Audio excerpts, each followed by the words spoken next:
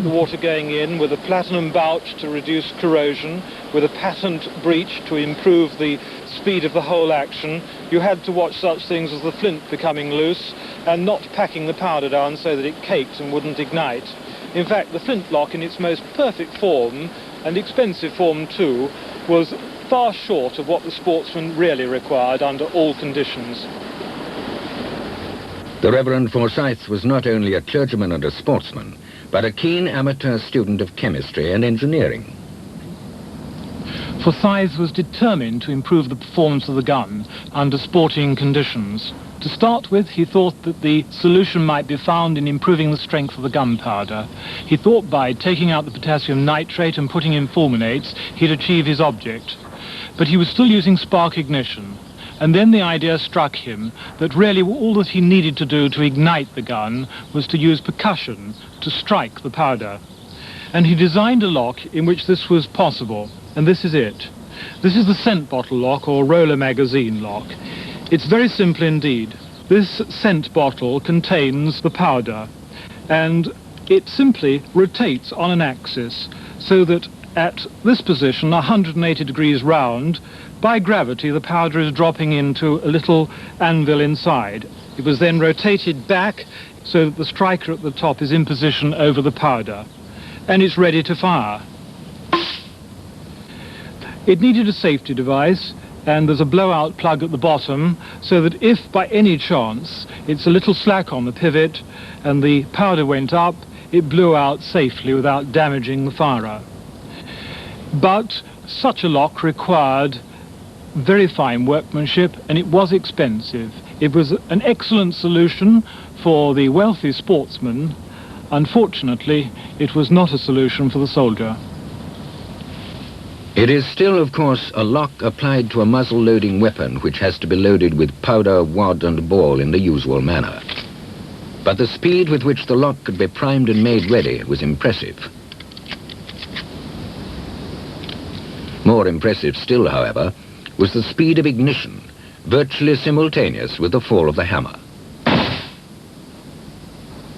No duck could dive that fast. It was here in this manse at Belhelvie that Forsyth lived for 75 years, and it was in these grounds that he had his workshop, the Minister's Smithy, a garden house, where he produced his experimental locks, and no doubt went on for years with improved designs. It was not from here, however, but from number 10 Piccadilly that his weapon was made available to the public. He'd been helped in its patent in 1807 by the celebrated James Watt and by James Purdy. And from Piccadilly, the public were able to buy first the scent bottle lock and then later an improved version. His improved lock still used loose percussion priming powder, which had to be treated with considerable respect. In fact, only a few grains were put in the magazine, so the amount needed per shot was only 1/8 of a grain.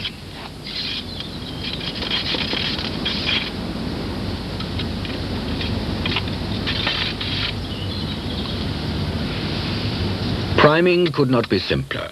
Ignition was so fast that in future attention to speed the action of the gun still further could be directed only to shortening the distance traveled by the hammer or striker. Logically, the next step forward in the development of the design of the perfect firearm was to have cartridges containing their own ignition loaded at the breech. This was exactly what these cartridges are, and they were invented by Jean-Samuel Paulet to be used in this epoch-making weapon, which was also of his design. These cartridges sealed or obturated the breech perfectly.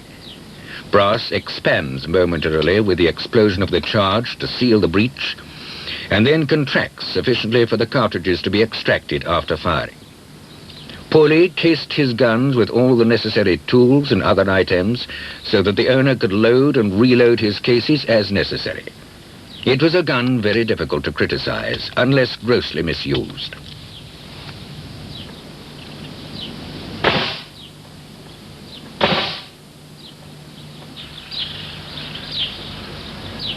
These small brass cartridge ends may look rather strange to the modern eye, but they did the job extremely well. In fact, Pauly also covered the long brass case, which totally sealed the breech. In every particular, this gun is a modern breech-loading weapon, and yet it failed. Pauly, a Swiss, worked in Paris from 1808 to 1814, and he failed, unfortunately, to get his invention accepted. Then he came to Britain, but he was so little successful in getting the populace to accept his views that when he died, about 1828, it was in total obscurity. The man who, next to Forsyth, perhaps did the most for the development of firearms, died completely unknown.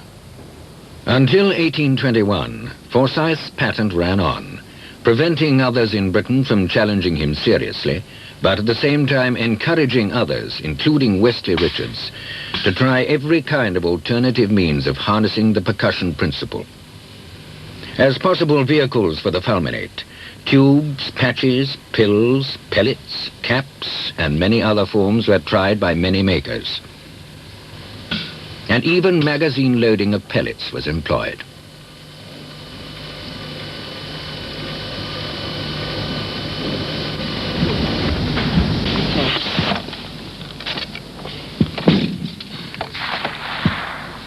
One of the most successful forms of percussion detonator was the tube.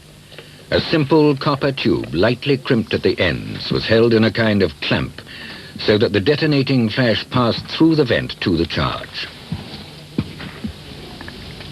The tube lock was widely adopted on the continent, but was also seen in such versions as that of Joseph Manton on the sporting field in England. In some areas, it remained common for almost as long as percussion muzzle loaders survived. It was the percussion cap, however, which in the end gained by far the widest following. Who first thought of using a small thimble of copper this way will probably never be known. There were many claimants for the honor.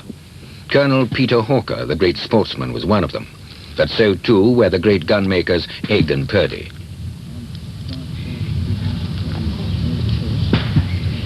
Caps shared with pellets the important property of being easily magazine loaded.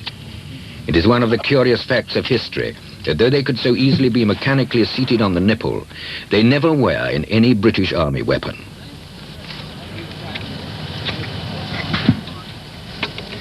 By the 1840s, the percussion cap was dominant. Forsyth's invention was triumphant. Only the sailors in the Royal Navy, as their bare feet trod on spent copper caps, had mixed feelings, and their complaint was not against Forsyth himself. After 250 years of use, the flintlock was finally eclipsed.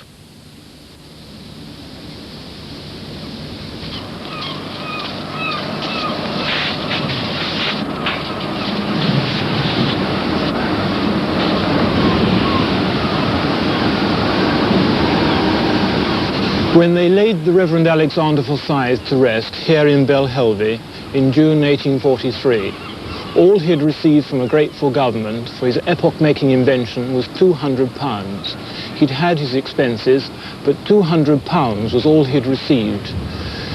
In fact, a little after his death, a further £1,000 was paid to his relatives as a result of a parliamentary petition launched for him. Even so, £1,200, and Joshua Shaw in America got £4,000 for the invention of the percussion cap, and he probably didn't, in fact, invent it. Forsyth is reputed to have turned down £20,000 for the French government in the Napoleonic Wars, but as a good patriot, he refused it. All that Forsyth had, in fact, for this outstanding invention was a doctorate. The opportunity was lost by the British government in 1806. Forsyth spent a whole year in the Tower working on the invention under the Master General of Ordnance, but with the change of Master Generals, the British government sent him packing with all his rubbish. It was one of the great lost opportunities in history.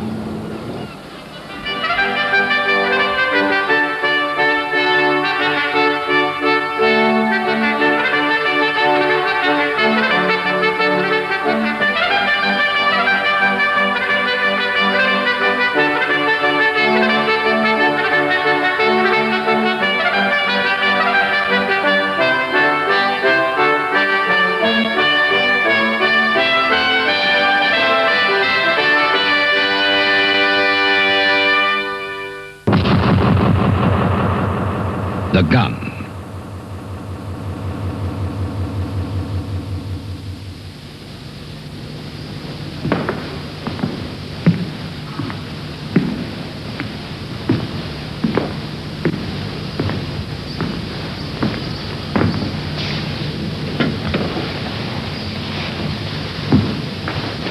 This is the rifle which really changed history. This marks the watershed between the old and the new, and it arrived on the scene, in European terms, in the mid-19th century. This is the one, in fact, adopted by the British, the Pattern 53 rifled musket. We make quite a pageant of the sombre green rifleman in the Peninsular War, but really the rifle used there was of very limited military value. It's only a little better than the smoothbore musket. Its real value, looking back on it historically, is that it pointed in the right direction. It pointed in the direction of looking to the rifle barrel as the key to a better performance on the battlefield. And what are the characteristics of this epoch-making weapon? It has a simple barrel of about a ½ inch caliber, and it was muzzle-loaded. And it is grooved, that is rifled, so as to spin the bullet. It has a percussion lock and a back sight which is sufficiently sophisticated to harness the remarkable accuracy of this weapon. It was certainly not safe at 900 yards. Sometimes even 1,000 wasn't far enough away. In fact, the first casualties of this weapon were the cows on Plumstead marshes, shot dead by the soldiers in practice because they didn't realize that the cows were actually in the danger zone. This weapon, with its remarkable power, did not evolve overnight. In fact, the story goes back to the 1750s. In the American War of Independence, the colonists sometimes carried the long Kentucky rifle against the British. In fact, both the settlers and the British Army had been sporting rifles of the German Jaeger pattern against the Indians since the middle of the century.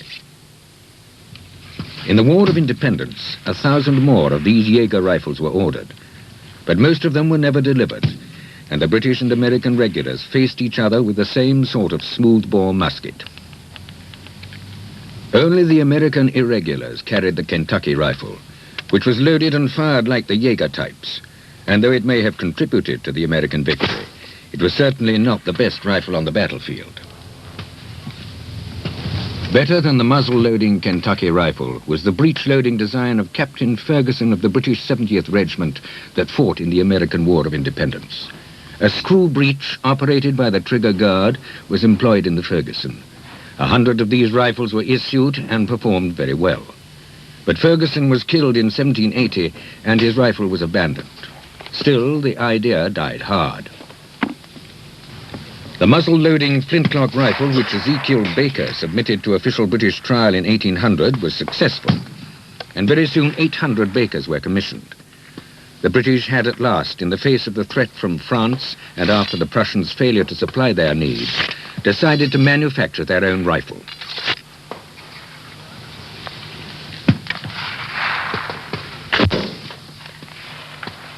But even with a cartridge, the Baker was slow to load, and slower still with separate components. These were rifles for riflemen, not for ordinary soldiers. Their proper use was too demanding, and the difficulties in their loading too great for them to be widely adopted. That was the view of rifles taken by commanders like Wellington, and remained the official view for decades longer. The Baker's barrel was .625 in caliber and rifled with 7 grooves, making a quarter turn in its 30-inch length. While this slow twist was satisfactory for accuracy at short range and helped to keep down fouling, it did not perform so well at longer distances. For all its limitations, the Baker was adopted by many of the thousands who combined to meet the threat from Napoleon. Silver medals, which were awarded to the best shot with a Baker rifle, record various firing positions and celebrate the achievements of the winner. Serious attempts to find a rifle better than the Baker for the Rifle Corps did not get underway until the 1830s, and even then progress was rather slow. The 2-grooved Brunswick rifles superseded the Baker in 1837. The Brunswick had a barrel of .654 caliber, and the rifling was cut to make one turn in the barrel's length. The two large notches on the muzzle were so that the rifleman could locate the grooves in the dark, for the bullet carried a belt on it that mechanically engaged the rifling. The Brunswick muzzle-loading rifle was not a flintlock like the Baker, but used percussion caps.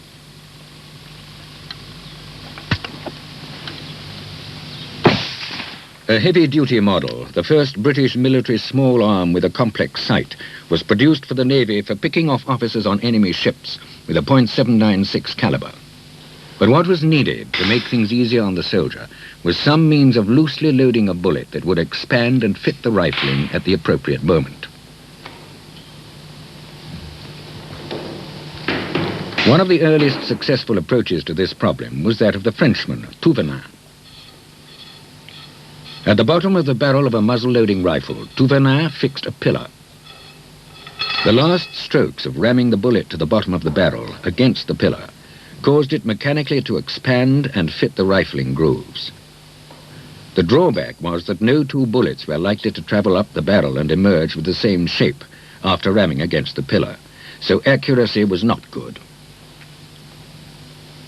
The real advance is credited to another Frenchman, Minier.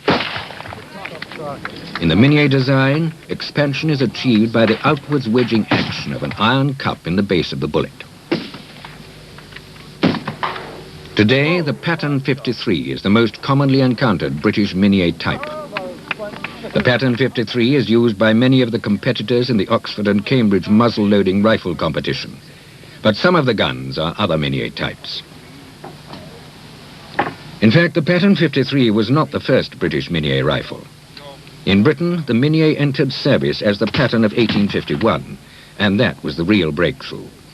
After the Pattern 51, the rifle was no longer to be the exclusive arm of an elite corps, but the general weapon of the infantry. Medium to fine. When the rifle musket was adopted by the British Army, the Duke of Wellington absolutely required that the bullet must weigh at least 1 ounce. The Pattern 51 Minier bullet weighed 1.5. Oh, you finished? I'm sorry about that. Who's next? When the great Duke died in 1852, the real obstacle to reduction in the size of the rifle musket was removed. A smaller caliber arm with smaller bullets would enable the soldier to carry more ammunition. The first reduced bore Minier was made early in 1852, but it still used a bullet weighing 1 ounce. Still today, for those who are enthusiastic about firing the old rifle muskets or modern replicas of them, various sorts of antique bullet are being manufactured. In this case, a cannelured form favored by the Americans, with a hollow base which expanded by a concertina-like contraction in length and was self-lubricating as grease was squeezed out of its grooves. One of the problems with the Pattern 51 rifle was that its rifling was in 4 grooves, diametrically opposed in a way that could allow the expanding bullet to distort. Trials held at Enfield in 1852 led to a preference for 3-groove rifling instead of 4, to new methods of attaching the barrel to the stock, and to the selection of a new caliber as the optimum for the British rifle musket, .577. The performance of the new Pattern 53 rifle musket, which began to reach the troops in the Crimea in the closing stages of the war, was really very good. However, the general adoption of the Pattern 53 had not been a foregone conclusion. The oval-bore rifle, popular in Denmark, was very strongly favored by some, so persistently, in fact, that it was ultimately adopted for the Royal Engineers' short rifle or carbine. Just showing the backside. Just showing that would make point low, wouldn't it? Yeah, well, it didn't. If you aim definitely off the target. What sort of better off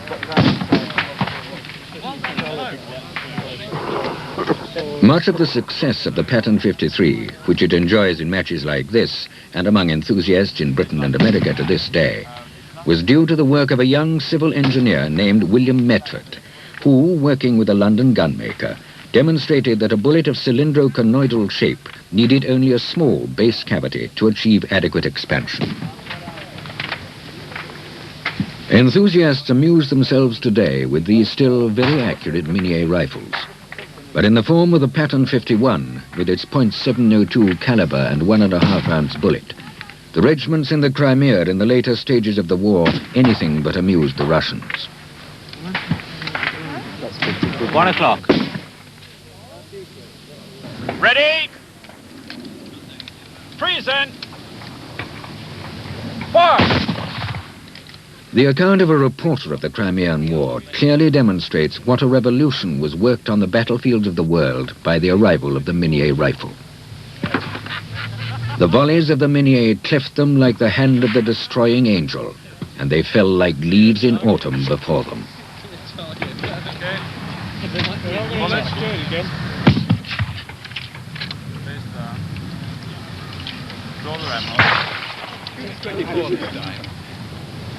Ready? Treason! Fire!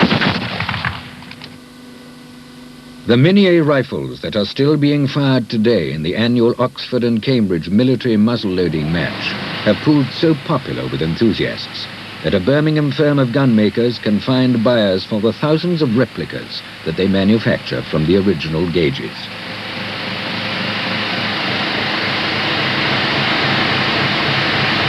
Some modern techniques have been applied to the manufacture of these rifles. Rifling itself is no longer carried out on a cutting machine. The grooves are hammered in on a mandrel by huge hammers that leave the newly rifled barrels appreciably longer than the blanks that are fed into the machine.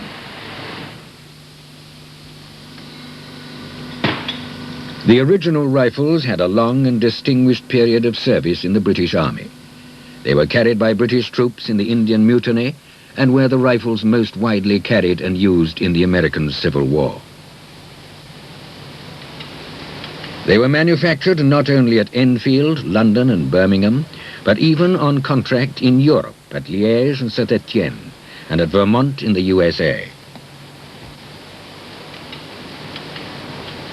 Some of these contract rifles are rare and much sought after by collectors, but none have the superb appearance and finish of those marked Enfield, the most valuable of all. The original Pattern 53 rifle musket gave birth to a whole family of derivative arms, and at Birmingham they now manufacture a number of different models. In fact, there were in 1862, according to the inventories, no fewer than 72 patterns of arms simultaneously in service in the British forces. The great majority of them were Miniés and derived from the outstanding Pattern 53. It was this rifle, too, which became the principal arm of the volunteers. And from 1859, with the threat of invasion from France, all over the country, volunteers came together, organized themselves in units, and met to shoot. The rifle they chose was the Pattern 53. The key date is 1860. In 1860, the National Rifle Association had its first meeting at Wimbledon. Appropriately, the Queen Victoria, was asked to fire the first shot. Not from the shoulder, that might have been rather demanding. Instead, a massive rest was produced, and this is the rest, and this is the rifle she fired. A committee decided how to align the gun, and they did their work so well that when the Queen pulled the silken cord, the shot struck within 1 inch of dead center of the target at 400 yards. Quite appropriately, today, the rifle, the rest, the target, are all treasures of the National Rifle Association preserved at Bisley.